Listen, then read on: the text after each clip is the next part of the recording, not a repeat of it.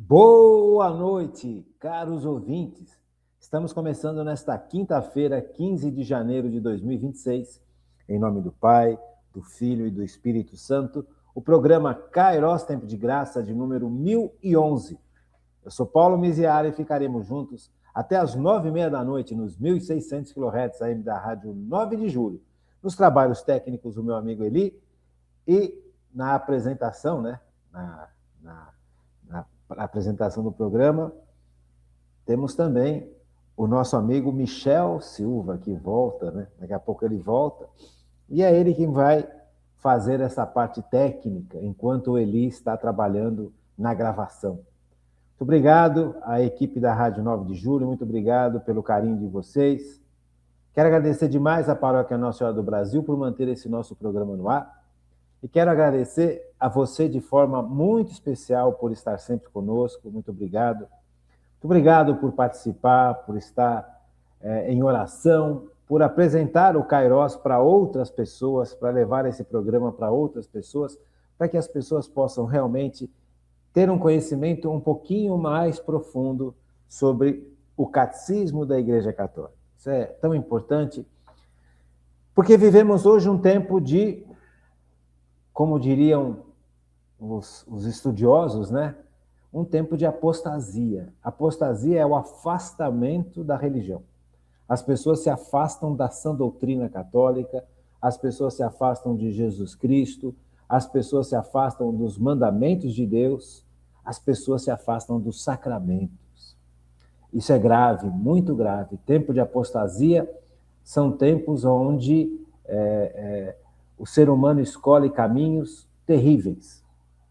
Então, é urgente que a gente volte a colocar Jesus como centro da vida da gente. É urgente. É urgente conhecer Jesus, voltar para Jesus. Se você não conhece Jesus, aproveita o Kairos. Nós temos 1011 programas, gente. E está tudo gravado na Rádio 9 de Julho. Os Kairos, os 1011 programas, pelo menos 1000 estão gravados na rádio. Alguns se perderam por alguns motivos, né? Mas a grande maioria dos programas, quase totalidade, está tudo gravado na rádio. Basta você acessar a página da Rádio 9 de Julho, tanto no YouTube quanto no Facebook, que você vai encontrar quase todos esses 1000 programas. E é um acervo, né? É como você pode, com paciência, todo dia, ouvir um pouco, aprender, ler o catecismo, estudar, porque sem Jesus, gente, a vida se torna completamente sem sentido. Nós não podemos ficar longe de Cristo, tá bom? Então, isso é muito importante, isso não é uma condição secundária. Nós crescemos e aprendemos uma série de coisas, né? E, de repente, você percebe que o mais importante, que é estar com Cristo, foi deixado de lado, tanto pelos professores, pela escola, pelas universidades, pela mídia. Até mesmo dentro da igreja tem pessoas que estão vivendo uma doutrina completamente equivocada, querem deixar o cristianismo água com açúcar. Gente, o cristianismo ele não é água com açúcar, ele é difícil. Ser cristão é difícil. Só é possível pela graça que Deus derrama sobre nós. Só é possível pela ação do Espírito Santo, que é a terceira pessoa da Trindade. Então, não é fácil ser cristão.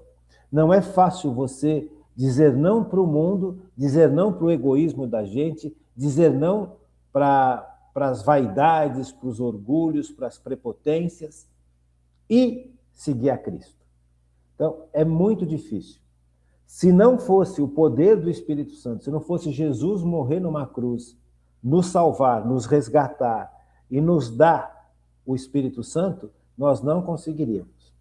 Então, a história do povo de Israel, por exemplo, é uma história em que Deus se revelou e mostrou para aquele povo a importância da existência do Deus único e dos mandamentos. Então, Israel se tornou nação quando Moisés levou aquele povo que estava escravo do faraó lá no Egito, até a terra prometida. E nesse caminho, Deus derrama aquele povo, Deus mostra para aquele povo os 10 mandamentos. Nesse instante, Israel deixa de ser um povo escravo e se torna uma nação. Então, eles entenderam que, no meio dos outros povos que adoravam vários deuses, aqueles povos estavam fadados ao fracasso. Porque só o Deus verdadeiro sustenta a humanidade. E só vivendo nos mandamentos é que a humanidade consegue conviver. Só que eles perceberam, os judeus perceberam, no meio de todos os outros povos pagãos, que por mais que eles quisessem viver os mandamentos, por mais que eles entendessem a importância dos mandamentos, e eles entenderam, como nação e como povo, debaixo de um sofrimento tremendo, eles compreenderam que os mandamentos que Deus tinha dado para Moisés era realmente a raiz para viver em sociedade e para que as pessoas possam ter uma existência. Se você mata o outro, você não dá possibilidade para o outro existir. Se você não perdoa o outro, você não dá possibilidade do outro crescer, do outro mostrar uma face diferente.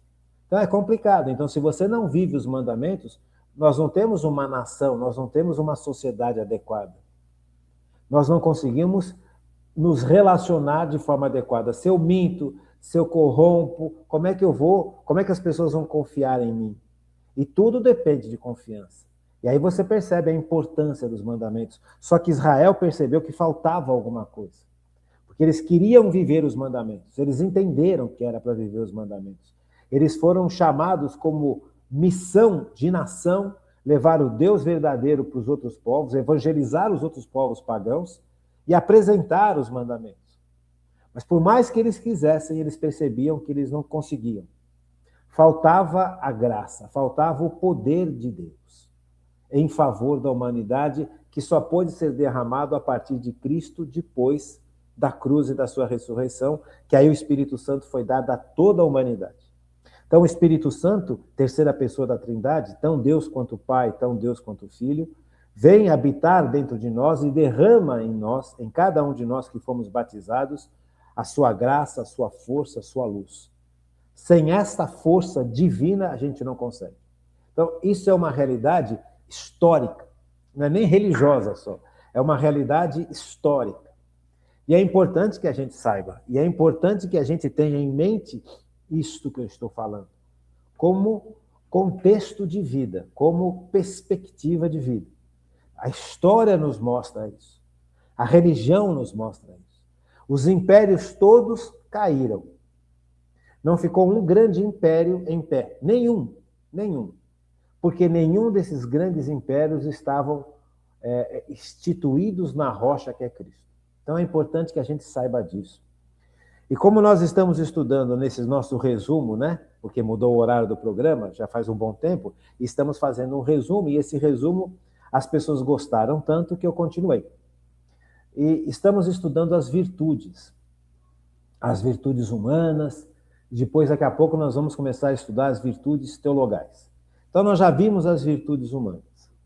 Agora, eu quero começar com você hoje uma virtude humana que é importantíssima, que se chama humildade. Eu deixei para estudar a humildade como última virtude humana, agora, para que a gente possa se debruçar em cima da virtude da humildade, porque ela é essencial. Sem humildade, nós não estamos nós não nos colocamos de forma adequada sob a ação de Deus. A humildade, ela é a virtude essencial junto com a caridade. São duas virtudes que são extremamente importantes. Dentre tantas virtudes humanas que nós já estudamos, todas elas são muito importantes. Mas as duas virtudes mais importantes estão em relação às virtudes humanas. A virtude mais importante é a virtude da humildade. Porque se a pessoa não for humilde, ela não deixa Deus agir. Ela vai agir no lugar de Deus. E a humildade não é uma virtude tão fácil de viver e de entender. E eu quero explicar isso para você, porque se a gente não tiver plena consciência do que é humildade, a gente não vai aplicar essa virtude na vida da gente. Então, isso é muito, muito, muito importante. E você vai ver, conforme o tempo que nós estivermos estudando, conforme o tempo que nós estamos nos dedicando a essa virtude humana chamada humildade, o quanto ela é importante. Muita gente acha que tem humildade, mas não tem. Então, aqui você percebe, e você vai perceber, e eu também, o quanto essa virtude é mal explicada, o quanto essa virtude é mal entendida e o quanto essa virtude é difícil de se colocar em prática. A gente só consegue colocar em prática a partir do momento em que a gente entende o que é virtude da humildade e o quanto nós estamos distantes dessa virtude, mesmo achando que somos humildes. Sabe? Então, é um estudo, esse da virtude da humildade, é um estudo importantíssimo. Eu convido você a não perder esse estudo. Eu convido você a ter uma atenção redobrada nessas próximas aulas em que nós vamos estudar sobre humildade, porque ela é essencial para a nossa vida com Deus. Tiago, vamos abrir lá. Tiago, Epístola de São Tiago, capítulo 4. Só para você ter ideia de quão importante é essa virtude.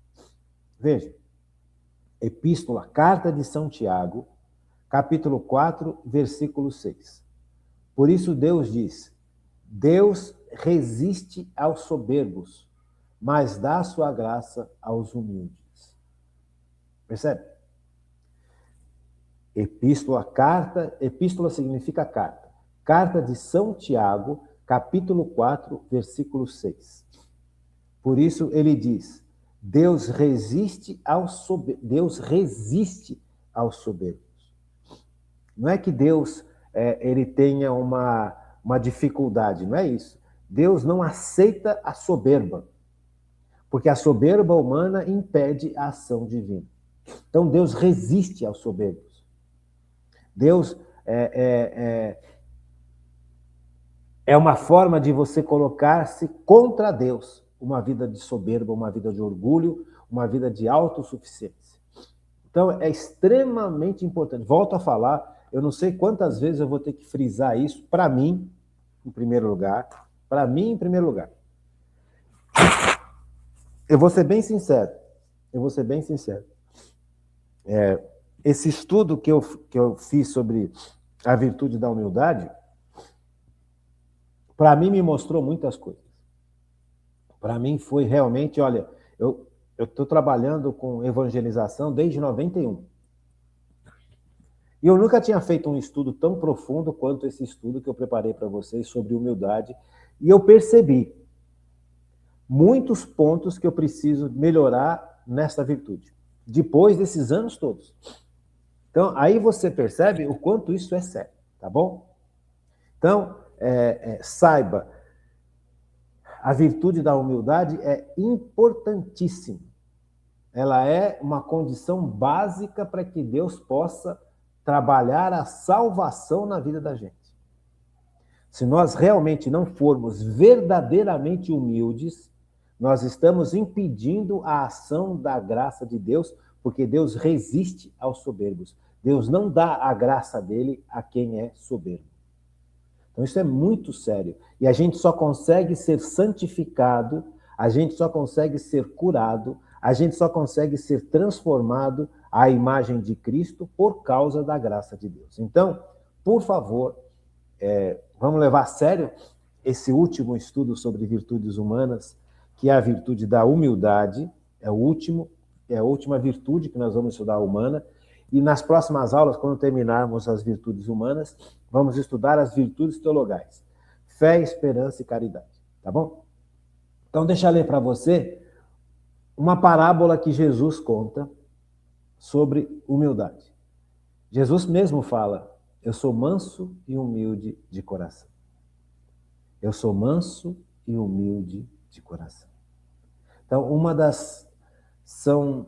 quando eu estou na missa, e o padre está celebrando, E quando chega aquele momento em que ele levanta o pão e pede a ação do Espírito Santo e o pão se transforma em corpo de Cristo, é o milagre da transubstanciação, nesse instante eu suplico ao Pai, em nome de Cristo, que Deus me dê amor, que Deus me dê humildade.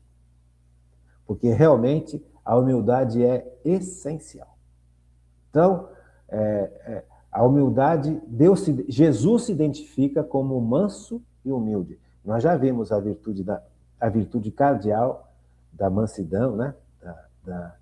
De você manter o seu coração entregue a Deus, de manter o seu coração na providência de Deus, de voltar-se para Deus em todas as áreas da nossa vida, do nosso entendimento.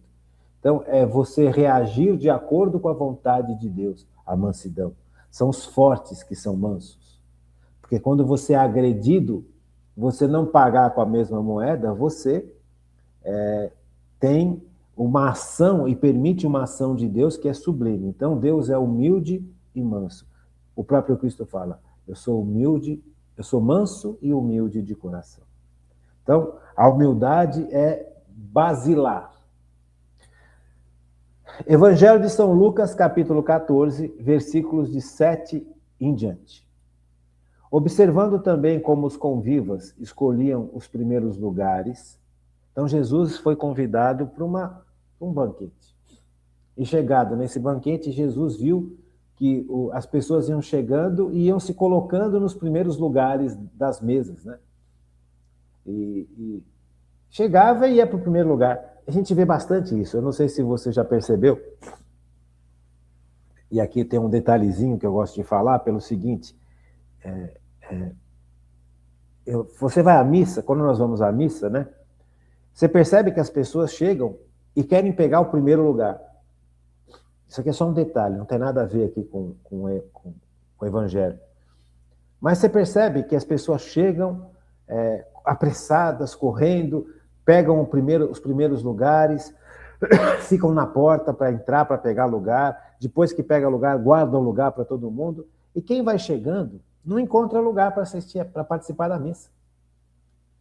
Tem que ficar em pé, tem que ficar de lado, E aí você vê que tem um monte de gente que é jovem que pode ceder o seu lugar para as pessoas mais velhas, que pode ceder o lugar para as mulheres que estão grávidas, mas as pessoas não estão nem aí.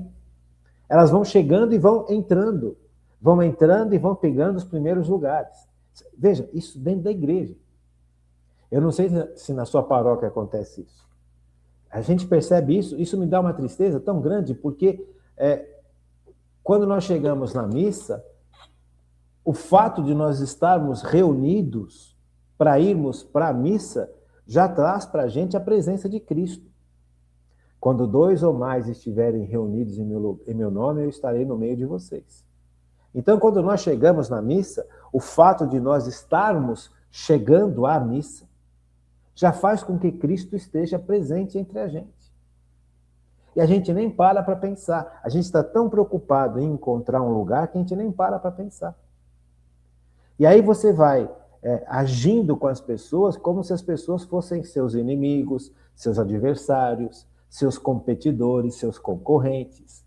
É difícil você pegar uma pessoa que ceda o lugar de forma educada. Sabe? Fazer um sacrifício para uma pessoa mais velha. E os velhinhos também são folgados. Porque tem gente que chega na missa já no Evangelho, na leitura do Evangelho, e quer sentar. Chega antes.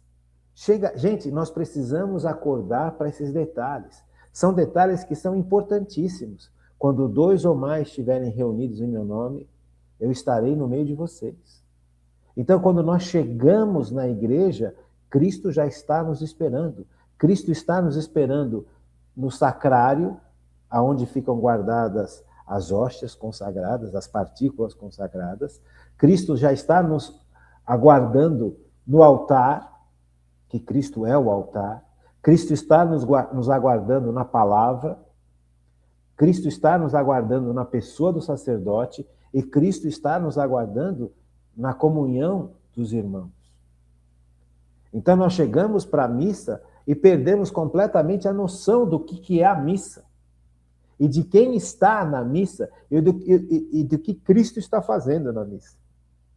Então é importante demais que a gente aprenda a virtude da humildade em aspectos que são cruciais. Sabe, diante de quem que eu estou indo? Eu estou indo à missa para quê? Porque, se eu não for à missa é pecado. Claro que é pecado. É evidente que é pecado. Só que eu não posso ter só isso no meu coração. Eu vou à missa porque eu vou ter um encontro com Cristo. E nesse encontro com Cristo, eu vou agradecer e louvar a Deus. Eu vou reconhecer a majestade de Deus. Eu vou reconhecer o que Deus faz e continua fazendo por mim e pela humanidade. E pela igreja. Então, é estar diante de Deus em adoração. São coisas que são extremamente importantes. Gente, a gente nem começou a estudar humildade. A gente nem começou a estudar humildade. Só para você perceber o quanto nós ficamos cegos neste mundo insano que a gente vive, porque é um mundo que perdeu completamente a noção de quem é Deus. Então, você ir à missa é um ato de adoração a Deus. É um ato de glorificação a Deus. É um ato de reconhecimento da salvação que Jesus realiza e que naquele instante da missa ele traz para o presente. A missa, qualquer missa, em qualquer lugar do mundo que você for, é a atualização do sacrifício de Jesus por nós. E este sacrifício atualizado é oferecido a Deus Pai em nosso nome. Então a missa ela é importantésima. Importantésima. Agora, estar na missa é uma necessidade que nós precisamos reaprender. Estar na missa, estar entregues a Deus. As pessoas muitas vezes estão na missa por obrigação, por aparência, por status, para mostrar que tem roupa nova, para mostrar que tem carro novo, para mostrar... Gente, pelo amor de Deus. Então, a virtude da humildade, ela é tão essencial e nós perdemos tanto dessa humildade. E nós nos transformamos à imagem e semelhança do mundo. Por isso que é importante a gente retomar para o estudo, retomar para a formação, retomar para a catequese, porque senão nós vamos cometer erros sobre erros. E o mais triste, Deus resiste aos soberbos. Tá bom? Então vamos lá. Evangelho de São Lucas, 14, versículo 7, seguinte. Observando também como os convivas escolhiam os primeiros lugares, propôs-lhes Jesus a seguinte parábola. Quando fores convidados às bodas, não se sente nos primeiros lugares, pois pode ser que seja convidada outra pessoa de mais consideração que tu. E vendo que te convidou, te diga, cede o lugar a este. Terias então a confusão e o dever de ocupar o último lugar. Mas quando fordes convidado, vai tomar o último lugar, para que quando vier o que te convidou e te diga, amigo, passa mais para cima, então serás honrado na presença de todos os convivas. Porque todo aquele que se exaltar será humilhado, e todo aquele que se humilhar será exaltado. Percebe? Evangelho de São Lucas, capítulo 14, versículos de 7 a 12, de 7 a 11. Porque todo aquele que se exaltar será humilhado, e todo aquele que se humilhar será exaltado. Quando fores a uma boda, não escolha o primeiro lugar, escolha o último. Humildade. Veja, então, nós estamos diante de uma parábola. Parábola é uma história que tem um fundamento, que tem uma base para explicar algo muito mais difícil. Então, Jesus está falando para um monte de pessoas, para todo tipo de pessoas. E Jesus usa muito as parábolas, que é esta mensagem que é apresentada como uma historinha, né? E aí todo mundo compreende a história e compreende o que a história quer dizer. Quando Jesus fala assim, por exemplo, ele está falando, é uma suposição. De repente você escolheu o primeiro lugar, você está numa mesa, aí você foi lá e escolheu o primeiro lugar. Só que o primeiro lugar daquela mesa, numa festa de casamento, bodas é uma festa de casamento. Observando como os convivas escolhiam os primeiros lugares, propôs-lhe a seguinte parábola. Quando fores convidados às bodas. Bodas é casamento. Então, quando você chega num casamento, os primeiros lugares da mesa, na festa, geralmente são para os padrinhos, são para os noivos, são para os pais dos noivos, são para as pessoas que são mais próximas daquele casal. Se você chega numa festa de casamento e senta no lugar onde sentaria o pai da noiva, porque você acha que você é tão importante que você vai sentar no lugar do pai da noiva, você vai passar humilhação, porque quando a noiva e o noivo chegarem na festa, eles vão falar para você, olha, seu lugar é lá atrás. Que bom que você veio, mas o seu lugar é lá atrás. Aqui é o lugar do meu pai. E aí você vai passar a maior vergonha, porque a pessoa acha que ela é tão importante que ela ficou cega. O orgulho cega as pessoas. Veja, olha que ensino maravilhoso. O orgulho cega as pessoas. As pessoas perdem a perspectiva. As pessoas se tornam tão orgulhosas, tão prepotentes, que elas não conseguem enxergar o óbvio. O orgulho é terrível, gente. O orgulho, ele age em nós e nos torna completamente cegos, completamente desarranjados. O orgulho é brutal. Como é que uma pessoa em sã consciência vai sentar no lugar do pai? Você acha que isso não acontece? Claro que acontece, basta você ver o que eu acabei de falar para você na igreja. Um monte de gente vai para a igreja e quer sentar no primeiro lugar, nos primeiros bancos. E se não senta nos primeiros bancos, fica bravo, fica nervoso. Se tem criança chorando atrás, fica mais nervoso ainda. Se alguém sentou, no lugar dele ou dela, nossa, aqui esse lugar é meu. Gente, não existe isso. Não existe. Todos nós que fomos batizados somos filhos e filhas de Deus. Não tem cadeira cativa na igreja. Só que as pessoas, por causa do orgulho, acham que são melhores que as outras. E o orgulho cega. O orgulho deixa o ser humano completamente desajustado para a vida.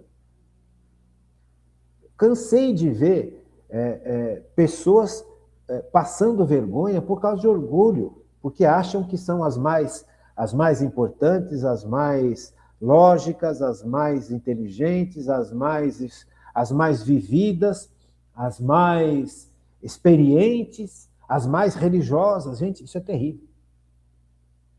Veja, então, Jesus está contando uma historinha, uma parábola, e nessa parábola a gente vai se colocando para entender o que Jesus está falando. Quem está de fora, assim, fala, mas você acha que alguém vai sentar numa mesa de casamento no lugar do pai e da mãe? Experimenta não reservar a mesa para o pai e para a mãe para ver se vai ter lugar para o papai e a mamãe do noivo e da noiva sentar. É só você abrir a porta da festa.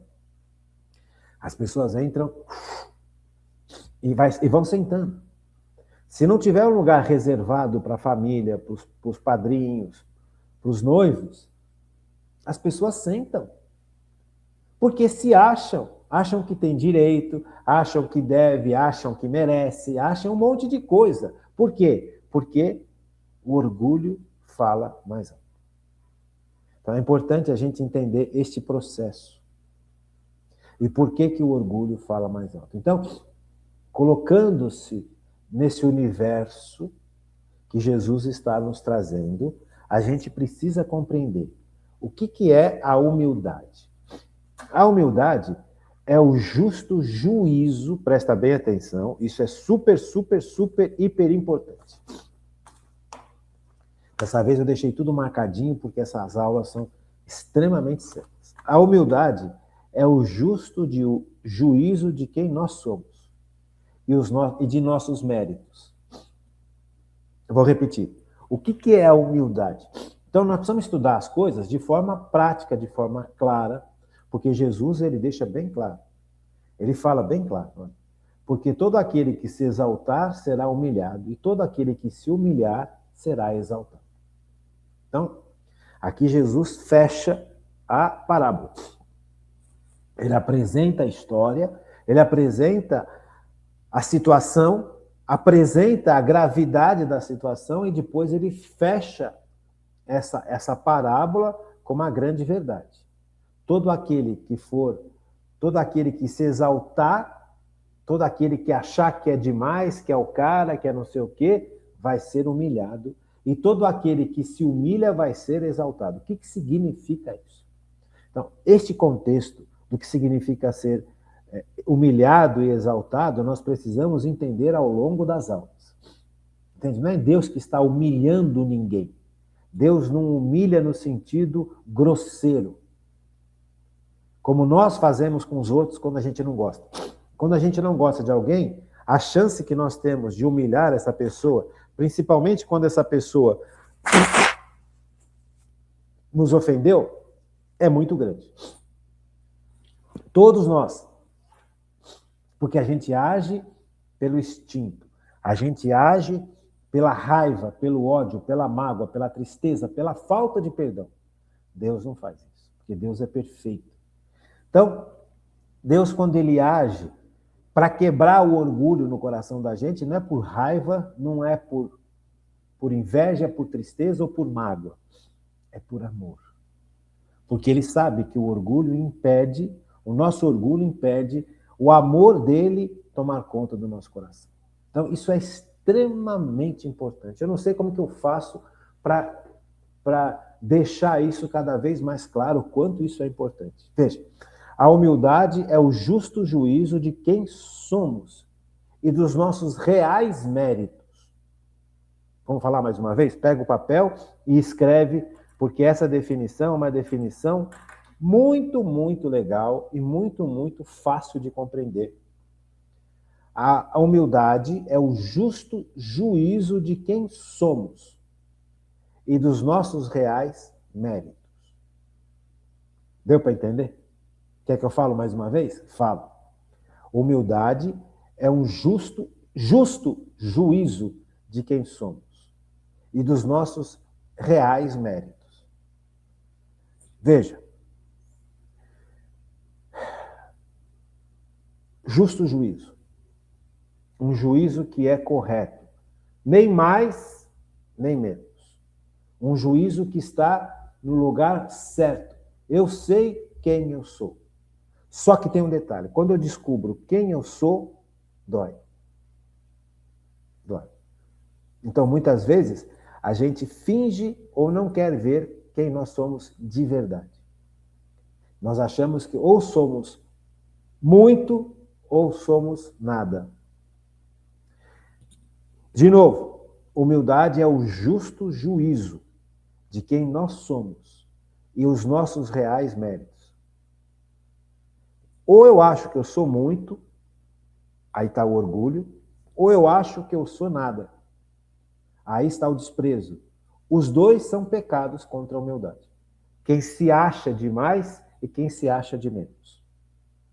Agora, quando eu descubro o real, o verdadeiro, o justo juízo de quem eu sou, não é tão fácil.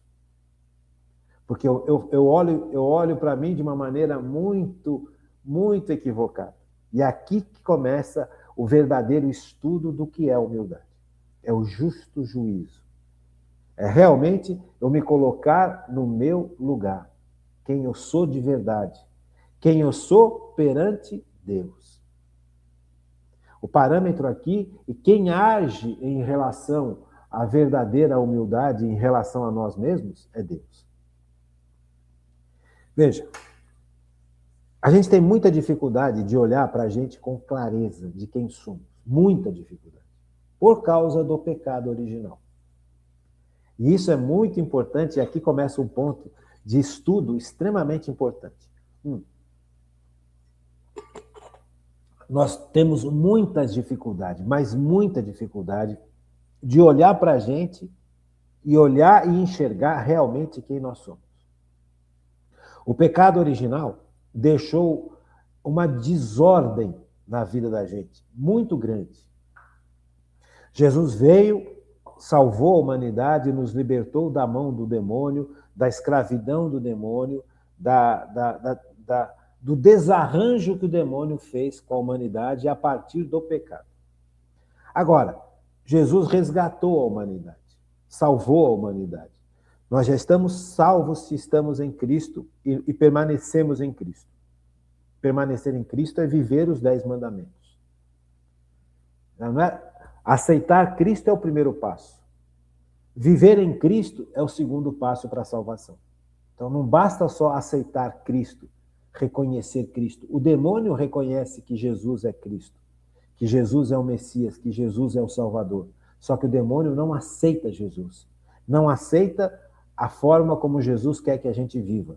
E Jesus quer que a gente viva a partir dos mandamentos. Por isso que ele deu os mandamentos lá atrás. Lá para Moisés, no deserto, onde Moisés estava tirando o povo das mãos do faraó e levando o povo para a terra prometida por Deus a Abrão.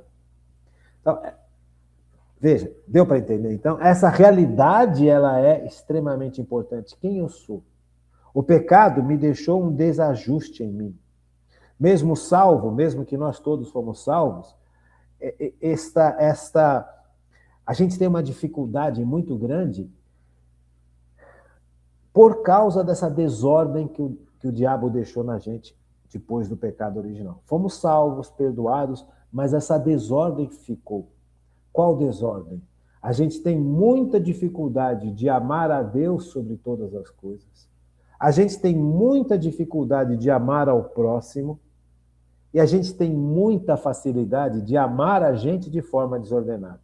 O nosso amor por nós mesmos, que é importante, ele acontece de forma desordenada por causa das consequências do pecado na vida da gente. Então, o pecado desajustou a nossa capacidade de amar.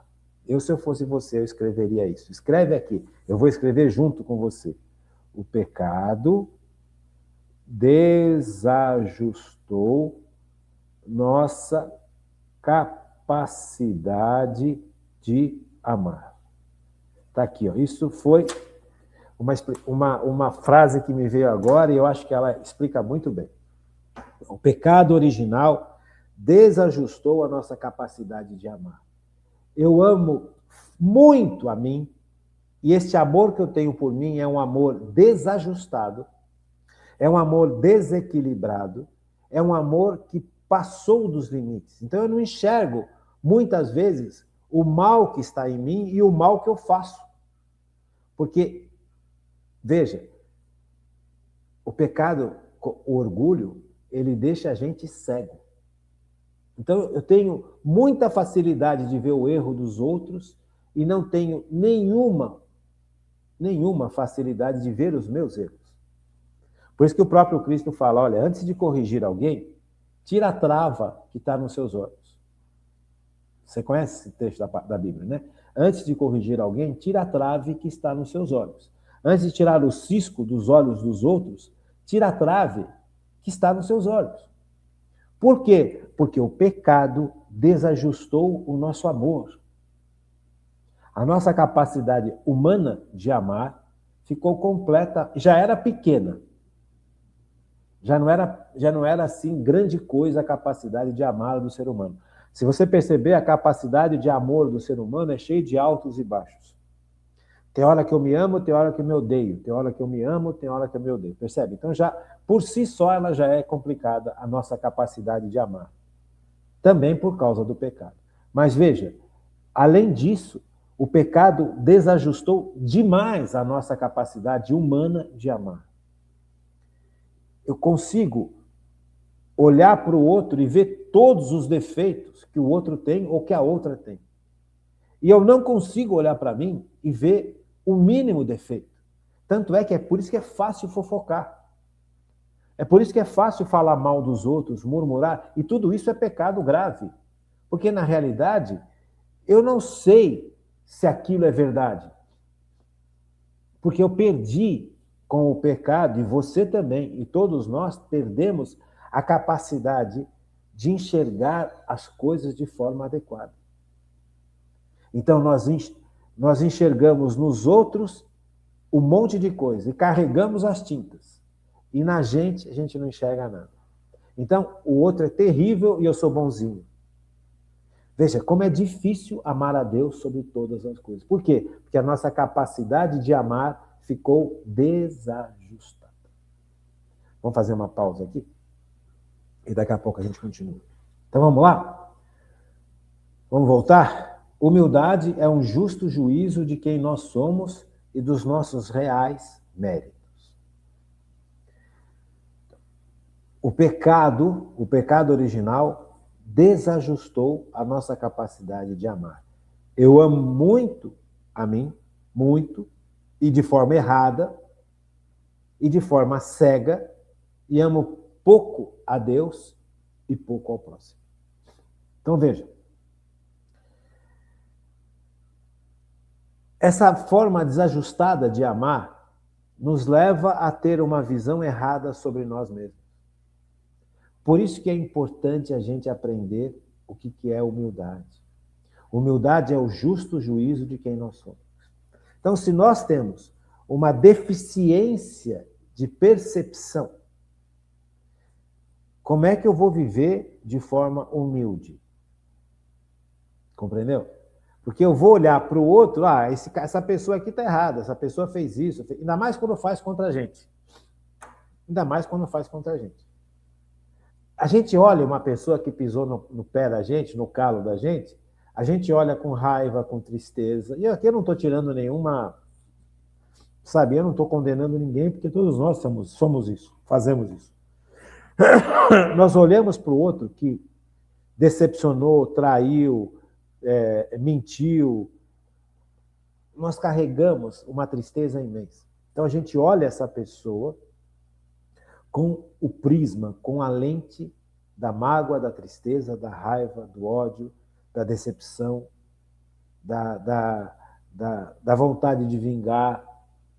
Então, nós colocamos um monte de lentes sobre o olhar para essa pessoa. Por isso que a primeira coisa que Deus nos fala é perdoar. Perdoa sempre. Porque o perdão, por ser um ato frio, ele me coloca diante da realidade das coisas, da verdade das coisas. E quando eu perdoo, eu começo a enxergar melhor a situação, porque eu deixei Jesus agir na minha vida. Eu deixei o Espírito Santo iluminar. Eu percebo que aquela pessoa que me traiu tem um lado positivo, que eu não estava enxergando antes. E eu percebo que dentro de mim também tem muita coisa errada. Que talvez se eu estivesse no lugar daquela pessoa, eu poderia ter feito algo muito semelhante ou algo muito pior. Sabe? Só que isso a gente não enxerga se a gente não deixar que o Espírito Santo revele para a gente. Porque a nossa capacidade de enxergar, a nossa capacidade de entender foi desajustada. Então nós temos um grande amor por nós mesmos, nós temos uma grande autoestima e nós olhamos o outro com péssima estima, de um modo geral. Tem um outro lado hoje também. Hoje tem muito isso, e hoje acontece muito isso. Ao mesmo tempo que as pessoas olham para si com uma autoestima exagerada por causa do desajuste que o pecado original deixou em nós, também tem muita gente que se olha com uma autoestima muito baixa. Veja, os dois extremos. Eu me olho de uma forma muito... Eu me olho de uma forma muito bondosa, ou então eu me olho de uma forma muito depreciada. Eu me olho com muita raiva, com muita tristeza, com muita mágoa. Isso também é muito sério. E também vai contra a humildade. Porque o que é a humildade? A humildade é o justo juízo de quem somos. A humildade é o justo juízo. Eu não posso me olhar com esse amor desajustado sobre a mim mesmo. Eu também não posso me olhar com o desprezo absoluto que muitas vezes nós nos olhamos. Então, uma pessoa, por exemplo, que foi desprezada pelo papai, desprezada pela mamãe, desprezada pela família, desprezada pelos amigos, pelas amigas, desprezada pelos colegas, começa a achar que ninguém gosta dela. Eu não gosto, o meu pai não gosta de mim, minha mãe não gosta de mim, por que eu vou gostar de mim? Então Deus também não gosta de mim. Percebe? Então veja, essa visão negativa sobre quem eu sou também é um pecado contra a humildade, porque eu não sou nem o bambambam, nem o zero à esquerda. Se o meu pai me desprezou quando eu era pequeno, isso é muito duro. Muito duro. Mas isso não significa que eu não tenha valor, que eu não tenha capacidades, que eu não possa ser uma boa pessoa, que eu não possa ser uma pessoa competente, que eu não possa ser uma pessoa até mesmo vencedora. Sabe, o problema estava no meu pai, só que a gente traz isso para a gente, como se nós fôssemos também o problema. Então, quando meu pai me despreza, minha mãe me despreza, é numa fase em que nós estamos muito, muito frágeis. Toda criança precisa de muito amor. A criança, quando nasce, ela precisa de agasalho, de colo, de amor, de comida. Você já viu como criança come quando é pequena? Já viu como mama? O tempo inteiro. A cada X horas precisa mamar. Por quê? Porque está crescendo, está se desenvolvendo. Então precisa de muito alimento. Alimento próprio para aquela criança. Você não vai dar uma feijoada para uma criança, para um nenê. Você vai dar o alimento adequado para aquela criança. Mas da mesma forma que ela precisa de alimento físico, né? Leitinho, mamar de tempos em tempos, dormir bastante, porque ela precisa daquilo para poder continuar o processo de desenvolvimento pessoal. Ela está crescendo, ele está crescendo. Aquela criança precisa disso, precisa de repouso, de limpeza, precisa ser limpa. Ela não sabe se limpar, ela faz cocô, faz xixi, não sabe se limpar. Então ela precisa ser limpa, arrumadinha, alimentada constantemente. E da mesma forma, essa criança precisa de amor. Muito amor. Amor absoluto. Na medida em que a criança vai crescendo e vai se tornando jovem, adolescente e adulto, ela vai aprendendo a doar amor. Mas enquanto ela é criança, ela precisa de muito amor. E se a criança não recebe muito amor quando pequena, essa ausência de amor vai fazer uma falta tremenda aqui, também nesse processo de baixa estima. Então, muita gente tem um complexo de inferioridade tremenda e acha que isso é humildade. Não, isso não é humildade, isso é complexo de inferioridade. Isso é pecado contra a humildade, porque você não é isso que você está sentindo que você é. Você não é um zero à esquerda. Não é porque você não recebeu o amor que você deveria ter recebido quando criança e que você guardou isso no mais profundo do seu ser e analisou isso de uma forma errada, porque nós analisamos isso de uma forma errada. Veja, por quê? Porque a gente não tem. O pecado desajustou a gente. E é isso que é importante a gente compreender. Por isso é essencial estudar sobre humildade. Mas essencial. A humildade é uma virtude essencialíssima. Então, veja, tem muita gente que acha que é humilde, mas, no fundo, essa pessoa está vivendo uma baixa estima tremenda. Essa pessoa não é isso que ela imagina que ela seja. Isso também é pecado contra a humildade, porque a humildade é a justa... O que a humildade é? É o justo juízo de quem somos. O fato de eu não ter recebido amor quando pequeno, que é grave, que traz uma ausência imensa. Imagina se a criança cresce sem mamar, ou mamar adequadamente. O desenvolvimento físico dessa criança vai ser comprometido. Se a criança não recebeu o amor adequado, O desenvolvimento emocional e psíquico dessa criança também vai ser comprometido. Comprometido aqui também. Você percebe? Vai ser comprometido em outras áreas, mas a área que a gente está estudando é essa. Então, essa realidade do amor, ela é essencial. Se eu não receber esse amor, eu me sinto desprezado. E eu começo a me desprezar. Meu papai não me ama. Porque se meu papai não me ama, então eu não mereço amor. Gente, isso aqui é um erro gravíssimo. Isso é uma tentação terrível do demônio. Sabe, coitado do papai e da mamãe, talvez eles também não foram amados quando crianças. Eles não sabiam o que fazer. Nós precisamos olhar para essas realidades, por mais dolorosas que sejam, e são, com o olhar que Deus tem.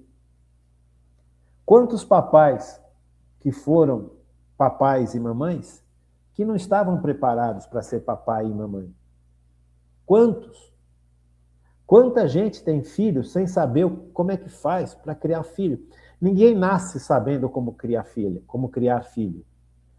A criar filho é uma etapa importante da vida do casal, importantíssimo. O casal existe para isso, para ter filhos. Mas essa proposta de criação, ela precisa ter base. Ela precisa ter um conhecimento e ter uma estrutura de saúde emocional dos pais adequada.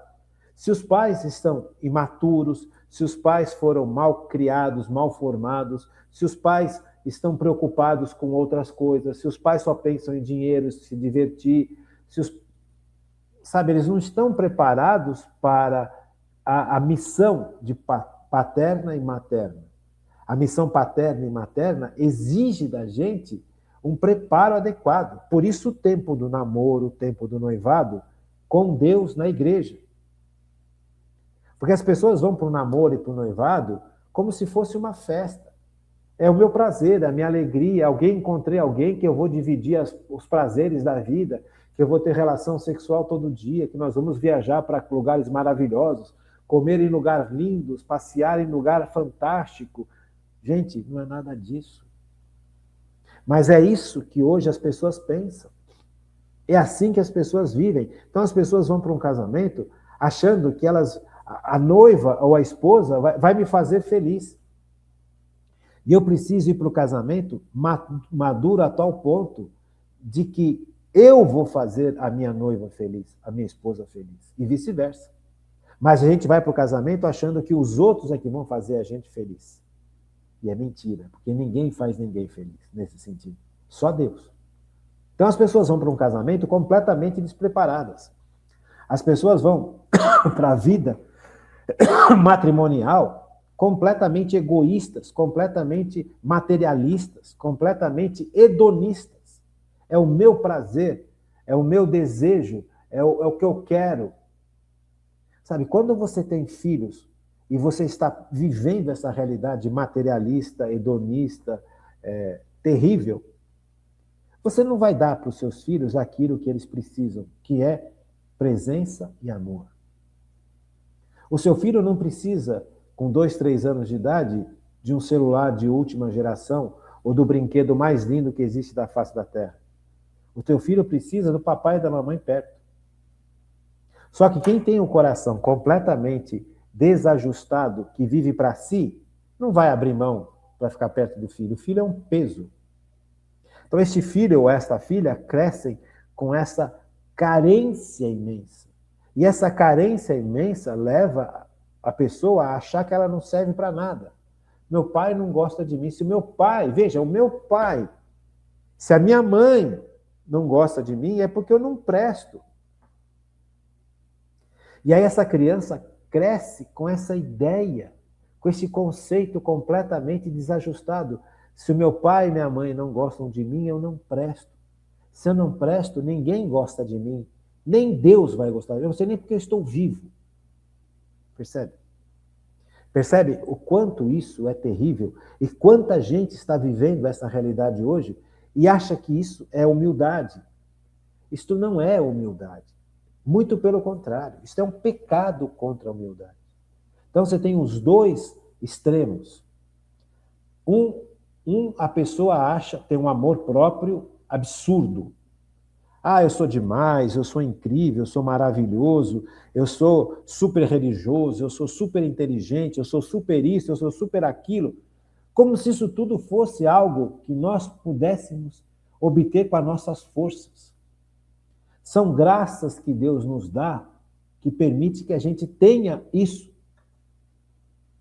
Sabe? Por exemplo, tem pessoas que, por ser muito inteligentes, acham que a sua inteligência é suficiente para resolver todos os problemas da face da Terra e todos os problemas que ela passa, ou ele passa. Só que essa pessoa não percebeu que essa capacidade de ser inteligente não vem dela, é de Deus. Deus deu essa capacidade para essa pessoa. E Deus continua dando essa capacidade para essa pessoa. Compreende? Não é algo que essa pessoa vai ter eternamente.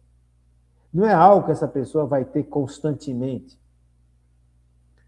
Tem a história de um professor, eu não me lembro de onde que ele era, mas era um homem, acho que era um médico, ela dava aula de medicina. Eu não me lembro. Eu só sei que era um cara muito, muito inteligente, mas extremamente inteligente, mas profundamente inteligente. Uma inteligência, assim, perspicaz ao extremo. E era um cara rude, grosso, porque ele se achava melhor que os outros. Porque a inteligência desse cara era um absurdo. Ele, como médico, como professor, ele era sei lá, o cara era um monstro. E ele tratava todo mundo mal. Todo mundo mal. Ele era grosso, rude, ele era mal criado, ele humilhava as pessoas porque ele se achava melhor que as pessoas. Um homem grande, forte. Até um dia que esse homem teve um AVC, um acidente vaso-cerebral. Esse homem, essa potência de inteligência, começou a vegetar numa cama. Veja, como ele era muito grande, ele foi engordando, engordando, engordando e completamente dependente de todo mundo. Cadê a inteligência desse homem? Percebe? Então, aqui o orgulho se manifesta, sabe? Esse amor sobre si mesmo. Nossa, eu sou melhor que todo mundo. Não, não é. Isto que Deus te deu, deu para o bem comum. Essa inteligência fantástica que Deus te deu, Deus deu para que você pudesse usar para o bem comum, não só para você. Não, a gente não só se apropria do bem que Deus nos deu para o bem comum, como a gente acha que esse bem é nosso. E usa mal. Então, esse homem usou só para ele.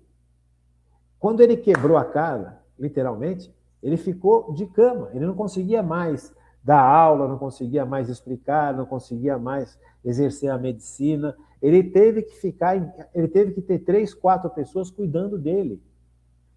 Porque ele perdeu a capacidade de tomar conta de si mesmo. Talvez ainda ele entendesse muitas coisas, mas ele não tinha mais capacidade de cuidar de si. Sabe, não é Deus que se vingou dessa pessoa. Deus não vinga desse jeito. Essa pessoa, ela descobriu de uma maneira muito triste o quanto ela é dependente de Deus. O quanto todos nós somos dependentes de Deus. Ah, eu sou capaz... Veja, eu descobri que eu tenho uma capacidade imensa de ensinar. Mas se eu acho que essa capacidade é minha, se eu tomo posse dessa capacidade e uso essa capacidade como se eu fosse melhor que os outros, a capacidade de ensinar vai diminuir.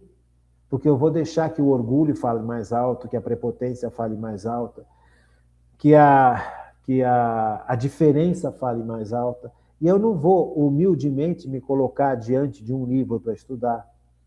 Porque eu sou o cara, não preciso estudar mais. Eu já explico bem pra caramba. Eu não vou ouvir outros pregadores, outros professores, outros mestres ensinando. Eu não sou mestre de nada, graças a Deus. Eu sou dentista. Então, veja, quando você se coloca numa situação acima do razoável, você está fechando as portas para um monte de coisa. Então, a minha capacidade de ensinar, ela não é só um dom de Deus, ela é um dom de Deus. Ela é uma capacidade que vem do alto, como qualquer capacidade que Deus nos dá. Agora, a minha obrigação é usar bem esta capacidade para o bem comum. Olha aqui, fazendo o nosso estudo comum do Catecismo da Igreja. Eu podia estar estudando, podia estar dando aula, por exemplo, de odontologia. Eu estaria trabalhando no bem comum? Sim, mas reduzido. Reduzido a um núcleo. Dando aula de catequese, eu estou trabalhando para um bem comum muito mais amplo. E um bem comum muito mais importante, porque é vida eterna. Nós não nascemos para esse mundo. Eu posso até dar aula de odontologia se algum dia eu tiver a oportunidade, se alguém me abrir uma oportunidade para eu poder dar aula em algum lugar. Também. Agora, veja, como importância é muito mais importante para a vida eterna que a gente possa aprender o catecismo da Igreja Católica e viver o catecismo da Igreja Católica do que aprender a fazer uma restauração. Fazer uma restauração é importantíssimo. Você com uma cárie na boca sabe quanto é importante. Mas veja, a cárie e a boca é para esse tempo, que é pequeno, e a vida eterna. Então, se eu não tenho consciência do dom que Deus me deu e para que eu devo usar esse dom e como eu devo usar esse dom, eu vou perdendo capacidade, porque eu preciso alimentar esse dom. Se eu não estudo, se eu não me preparo, se eu não escuto outras pessoas, veja, eu não tenho essa capacidade toda. Eu não sou assim brilhantemente tão inteligente. Eu escuto outras pessoas, falo, nossa, que ponto interessante, eu não tinha pensado nisso. Eu não tinha visto isso por um outro meio. Você percebe? Isso é o justo. Sabe? Eu não posso achar que eu sou o cara porque eu explico bem. Porque se eu achar que eu sou o cara e explico bem, eu não vou continuar alimentando o dom que Deus me deu. E aí eu vou perdendo a capacidade de explicar bem, porque eu perco a capacidade porque eu não leio, porque eu não estudo, porque eu não escuto outros. Na medida em que eu leio, na medida em que eu escuto outros, eu estou lendo, por exemplo, eu estou me preparando para fazer com vocês a história da igreja. Então eu estou estudando a história de Jesus Cristo. Né? Quando nós formos estudar a história da igreja, nós vamos começar por Jesus Cristo. Nós não vamos começar pelos apóstolos. Vamos começar por Jesus Cristo. Porque Jesus, ele é a igreja. É ele que institui a igreja. É ele que institui os sacramentos. É ele quem salva a humanidade. Então nós vamos fazer um repasse lindo sobre a história de Jesus. Aí depois nós vamos começar a estudar os apóstolos. E aí começa Atos dos Apóstolos. Então, eu estou estudando essas coisas todas. Então, conforme você está estudando, você está lendo esses livros, porque tem que ler um monte de livro. Tem umas coleções lindas sobre a história da igreja, sobre a história de Jesus. Você vai lendo aqui e você fala, eu não sei nada. Eu não sei absolutamente nada. Você pega a gente que escreveu na década de 40 do século passado, explicando coisas que são, assim, absurdamente lindas. Você pega pessoas que escreveram há 2 séculos atrás, há 5 séculos atrás, há 10 séculos atrás, há 20 séculos atrás, você fala, meu, esse povo, como é que essa pessoa conseguia entender isso, enxergar isso? Você percebe? Então, não é o fato de Deus ter me dado uma capacidade que eu vim descobrir tardiamente, eu só vim descobrir que eu tinha capacidade de ensinar depois dos meus 29 anos de idade. Se eu tivesse tido a experiência de saber que eu poderia ensinar, talvez minha vida fosse diferente. Talvez. Mas tudo acontece no tempo de Deus. Então, um monte de gente me elogia. Nossa, como você explica bem. Nossa, como você... Gente, isso é dom de Deus. E se eu não for humilde, eu perco esse dom. Porque eu não alimento esse dom. E para alimentar esse dom, eu preciso saber quem eu sou. Eu sou frágil, eu sou pequeno, eu não consigo guardar, eu preciso escrever. Data, então, eu não consigo nem me lembrar. Nome, muito menos. Então, eu preciso escrever, fazer um monte de anotação. Sabe? Se eu não colocar isso em prática, então eu preciso saber a minha verdade. Eu preciso enxergar a minha verdade, como ela é. Não movido por um extremo amor, esse amor que nós temos por nós mesmos, que é exacerbado e desajustado por causa do pecado original, ou, ao contrário, olhar para mim mesmo com desprezo absoluto. Se eu olhasse para mim mesmo com desprezo absoluto, eu não estaria aqui. Eu não estaria aqui com você fazendo 1011 programas. Porque, eu não sirvo para nada, eu sou péssimo, ninguém gosta de mim. Ou você acha que eu já nunca senti isso? Claro. Ou você acha que eu nunca passei por desprezo das pessoas? Claro. Se eu for deixar que isso tome conta do meu coração, e eu deixei durante muitos anos, isso me paralisou durante muitos anos, eu não estaria aqui. Então, a verdadeira humildade, vamos rever? A verdadeira humildade é o justo juízo de quem nós somos e os nossos méritos, os nossos reais méritos. Nós estamos ainda vendo quem nós somos. Depois nós vamos ver os nossos méritos. Mas primeiro, nós estamos dando os primeiros passos no estudo tão importante sobre humildade. Falou?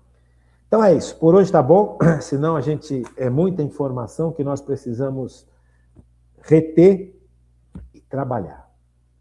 Reter e trabalhar. Humildade é a virtude humana mais importante para a gente pertencer a Deus. Vamos repetir aquilo que São Tiago fala? Que Tiago fala na sua carta, capítulo 4, versículo 6. Deus resiste aos soberbos, mas dá sua graça aos humildes. Fiquem com Deus, uma boa noite e até amanhã, se Deus